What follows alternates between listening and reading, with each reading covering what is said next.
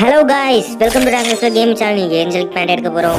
Okay, நம்ம spin பண்ணும்போதே விழுந்துடுச்சுன்னா நம்ம டைமண்ட் எப்படி ஒரு 3K டைமண்ட் எடுத்துடலாம்னு நினைக்கிறேன். இல்லை அதோட கம்மியாக இருந்தாலும் ஓகே தான். ஓகே, நம்ம ஸ்பின் பண்ண ஆரம்பிச்சலாம். 90 டைமண்ட்ஸ் இப்போ ஸ்பின் பண்ணுவோம். நமக்கு வந்து எடுத்தவொடனே எவ்வளோ டோக்கன்ஸ் கொடுக்க போகிறாங்க. வாவ், செம்ம சூப்பர். 7 டோக்கன்ஸ் கொடுக்குறாங்க, ரொம்ப அதிகமாக கொடுக்கும்.